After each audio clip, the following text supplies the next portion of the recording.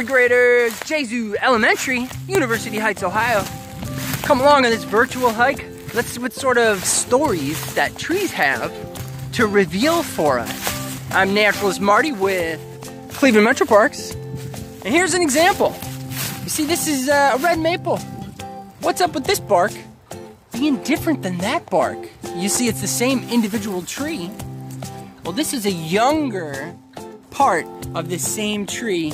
So this is a more aged bark.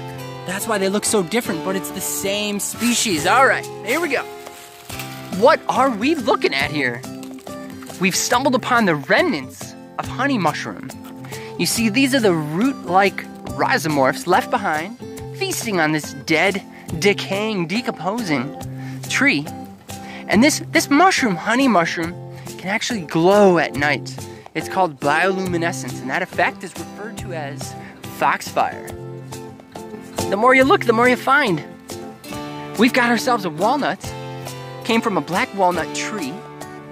That tree is found on the eastern part of the United States and way up into Canada. It's a native tree.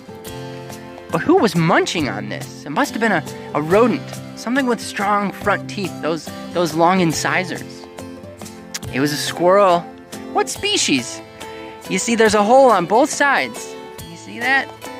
Red squirrel, that's who did this.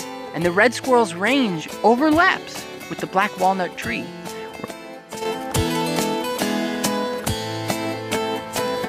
I bet this is from a white-tailed deer, a male. You see, as those bucks grow antlers, there's fur on the antlers called velvet.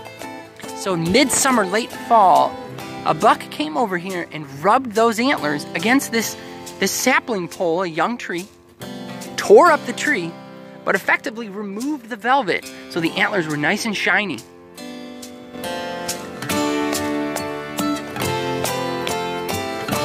Lots of trees are decomposing on the forest floor. Take a look at these beetle galleries. Beetles are insects. They go through metamorphosis. The egg is laid by the adult underneath the bark when the bark was still on this tree. And then the young beetle larvae munches along and leaves that mark on this bark before it exits. I'd like to see if you guys can guess at what animal did this to this birch tree. I'll give you a hint. It's North America's largest rodent. It's a huge mammal. They always live near water. Did you figure it out yet?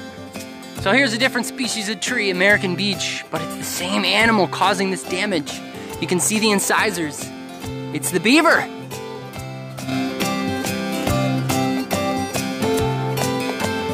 Great job, third graders. Thanks for coming along on this virtual hike. You see, all you need to do is, if you notice something different, take a closer look. There might be a story waiting to be told. I want you to look up with Mrs. Clary, red squirrel. I also want you to look up the life cycle of a beetle. See if you guys can figure out if a beetle undergoes complete metamorphosis or incomplete metamorphosis. I'm Naturalist Marty. Until next time.